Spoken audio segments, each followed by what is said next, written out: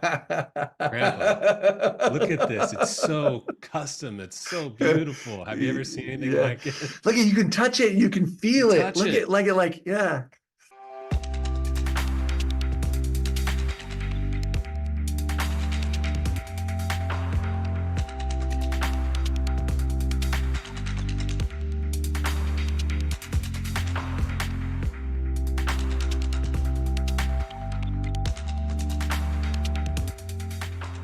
And we are the Practical and Possible podcast, here to talk about things related to AI. So, hey, Brad, there's been a lot of exciting things that have come out lately. Well, lately, like every single day, Yeah. around something that's AI related. And I know a lot of what we do in this podcast is just kind of talk about the things that we've just stumbled upon individually and kind of share them with each other. And sometimes, this is a new reveal to each one of us. So, what do you got for us today, Brad? Yeah. So today, been trying to follow these AIs that can take one form of input and generate another form of output, right? So it's text to video, it's voice to, text, whatever these things, they're kind of getting really good at specializing in these Mm-hmm. individual scenarios. And I wanted to bring up Emo, which is a new audio to video model Mm. for AI So generation. emo, not Elmo, but emo, kind of like in Not, in like a band from like the early 2000s, like an yeah, emo band. emo. Think of an emo band and then just completely delete that from your mind because that's not what it is at all. Okay, let me all see if I right. can share my screen real quick Yeah. and we'll look at emo. All right. Uh, So this is a research project out of the Alibaba group of all okay. places. So that's something interesting, right? Is like these big Mm-hmm. e-commerce brands, Mm-hmm. they have tons of money flowing into their businesses, and they are pushing the envelope in terms of the generative AI, machine learning models. So this is out of Alibaba, and it's just a research project right now, but it's kind of blowing up, and just wanted to share with you. So what you're seeing here is a couple examples of, and I'll just scroll down to kind of this thing that they talk in the abstract of, is they take input audio of any kind and they use a single image from anywhere. It could be, a snapshot from a video, it could be the Mona Lisa, and they use a model that's been trained on essentially predicting what a face will do relative to what's being sung or said in the audio. Okay. And that's the best way I can think about it. But the most, illustrative thing is to see the demo. And so here we have Audrey Hepburn on the left. Yeah. And so this is the static image that they pulled, and they added Ed Sheeran. And so this, I'll hit play. This will probably get copyright stricken or whatever the thing is, but Let's go. here we Let's go. go for it. Yeah. So on the right, I never it's knew you completely AI were generated. someone waiting for me. We were just kids when we fell in love, not knowing what it was. I will not give. Dang. Okay, and then the next one is probably the most impressive one. I'll scroll down to this one here. Joaquin Phoenix as the Joker, and the audio from the Dark Knight Joker. Oh, wow. Look at these scars. My father was a drinker and a fiend. And one night, he goes off crazier than usual. Look at the eyes. The kitchen knife I and know. herself. He doesn't like That's crazy. Not one bit. So, me watching, he takes the knife to her, laughing while he does it. All He turns to generated me, from that image on the left. and he says, "Why so serious?" He comes at me with the knife. "Why so serious?" He sticks the blade in my mouth. "Let's put a smile on that face."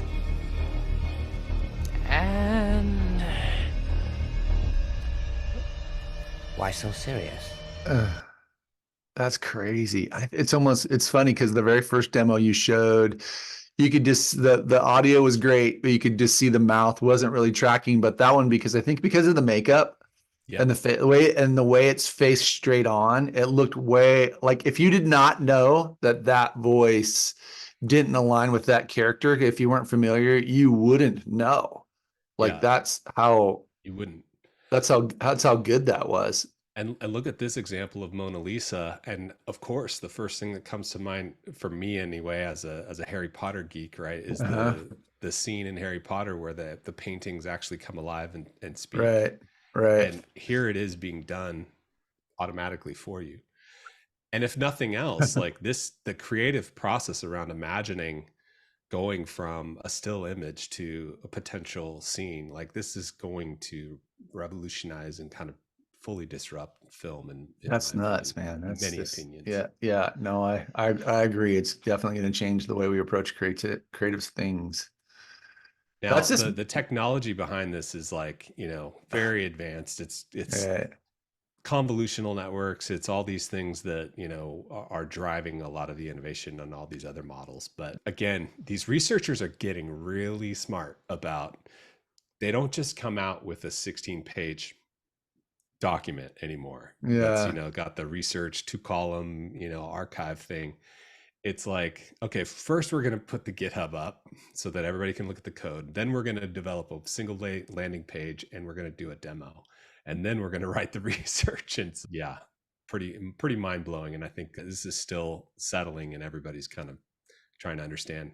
Now look at the third example. They did this very Yeah, steal that, intentionally, right? taking that from OpenAI Sora, and then So interesting. Sora generated this, and the then example that Yeah, they I have think is this is an right now an interview from inflection an point where we're OpenAI sort of, researcher. redefining how we interact with digital information. Now this one gives the And impression it's of through what's it going to the look form like of to be these on a call AI in a couple systems that years, we right? Where collaborate we're on a with. Zoom, Yeah. and I've trained a maybe we have model, several or a of them, model and maybe just they all shows have up different based on my competencies. face, and maybe my we'll audio have is a general in one real that time creating follows this us around face. everywhere, And knows what everything does that about, unlock in terms of, So I are don't, you saying you're going to catfish me later, Brad? yeah, I'm going You're to gonna catfish. I'm not. I'm perpetually going to be my current age, and maybe I'll get a little younger every year. That's crazy, and then that's so believable too on the It's- right. I mean, it's just like unreal. And that is basically an AI generated image that then they're actually using AI to put someone else's voice on an AI generated image. It's not even a real image. That's the part that's kind of like, it's like looking into multiple mirrors. That's nuts. And then Yeah, I was and- making fun of the name earlier. It's Emote, Emote, right? Is that yeah, emo, and they call it emo. Okay, so yeah, emo. I'm saying Yeah, okay, emo. Yeah, I emo. think So then I saw that. Okay, interesting. yeah, Everything they And- gotta shorten everything, right? yeah.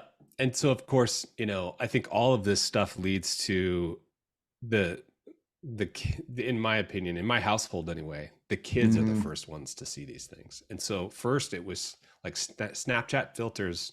I don't think people knew it at the time, but those were sort of harbingers of, okay, we're all going to be putting things on our face, Right. or, That's removing crazy. backgrounds.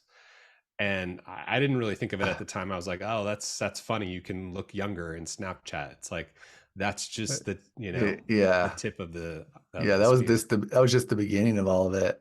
Yeah. That's really crazy. I mean, it's taking what, like, companies like HeyGen are doing, and just expanding upon it. I recently used HeyGen for a demo and a presentation I was doing, and it's gotten better. It's funny because it still doesn't. I think because I have facial hair, like the mouth moves in a way that's not me. And if you know me, then you're like, oh, that's not Michael. But if you didn't know me, it potentially could be a believable thing, Yeah. you know, of a version of me.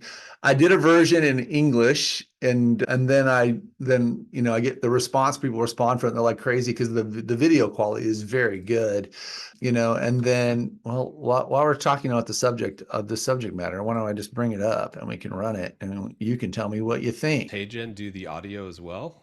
So you basically give it 2 minutes of 4K video. So you talking about anything. Yep. And it basically then creates a digital version of yourself in the process. So here it is. So yeah. Hello, So this. everyone. I'm the digital version of Michael Coogan. I must say I'm an improvement in many ways. I don't need coffee to start my day. I only do what I'm told. And I never forget a punchline, but I might forget where I put my glasses.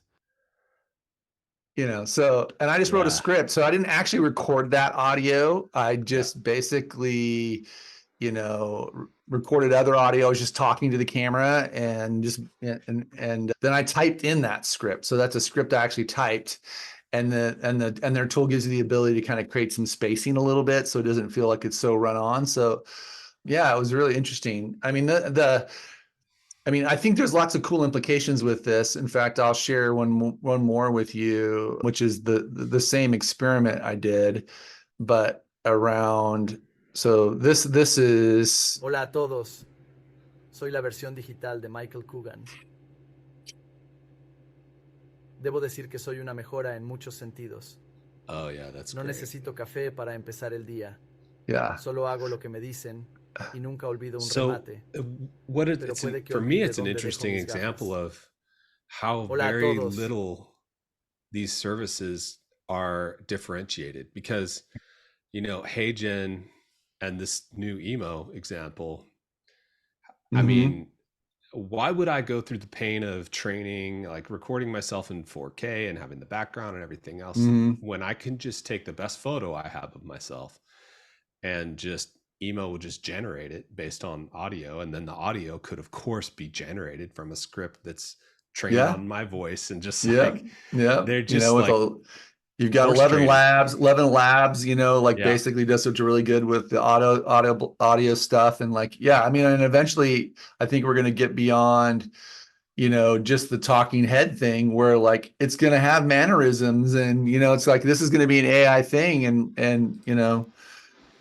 Well, have you seen with the headsets, right? So Apple releases the Vision Pro, and one of the key things that they added was the persona feature, right? Right. And you familiar with what that is? Yeah, I saw that. In fact, actually a friend of mine posted a video of him demoing it where he showed up in a team meeting in this as this persona. Yeah. So to me, this technology that Alibaba released is kind of like, I don't know if you call it like the poor man's version of that, but why wouldn't I just be able to, using my device, in real time stream a generated video of me talking? And now that's really low latency, really low impact to the device that's on people's face. You know, Apple's approach, I think, is kind of sophisticated and perhaps the most advanced, but this generating images based on input feels like some version of our future. I mean, why would you do rendering in real time when the model can just create the images? Yeah, we talked about it before, just the ability to have a fairly realistic avatar of yourself that shows up on the Zoom calls, you know, because think about the bandwidth that saves. Like if I don't have to send video across the network, and I literally can just, you know, trigger an avatar or what, I mean, I don't know, just like, it just seems that's definitely probably a realistic thing that's going to happen for most people. Yeah. It's interesting though. It's like, there's been a variety of different studies out there around just AI generated content that is, we're all starting to kind of catch on to it in the sense of whether we know it or not. It's like our brains kind of subconsciously can kind of pick up on whether it's real or whether it's AI generated, even when it like looks like flawless and sounds flawless. It's like the AI BS meter goes up, you know, on our brain in some reason, whether we can verbalize it or not. And so like some of the big luxury brands have really steered away from like that kind of content because they found when they use even stock photos, not even AI generated, when they use stock photos over like real authentic content, they've Yeah. seen their conversion rates drop off significantly because it just doesn't feel authentic. Yeah. And in some ways, I almost feel like there's so many cool things about AI. And I actually think that one of the things it's potentially going to do is drive people back to like, it's going to make old new again. Like people are going to crave more traditional things because they're going to be so hypersaturated with AI related things, stuff that never feels like, is it real? Is it not? I'm not sure. And so like, I've got to see it for myself. So in-person experiences, in-person meetings, like all of those things, I believe people are going to start to crave that kind of stuff. And some of those old school things that we have, we call old school, are going to become new school because people are craving it. So that's just a general thought that I have, that I think AI is going to drive people back to more authentic things, like authentic creative, because on the internet, we don't know whether it's real or not. Yeah. I guess the question is, or maybe one of the factors, right, is the cost differential between the two approaches, right? Like, Yeah. it's just, if something's going to cost me 10 to 20 times more to create a campaign for, I've got a restaurant and I'm going to have a new type of dinner available on Friday in 3 weeks. Okay.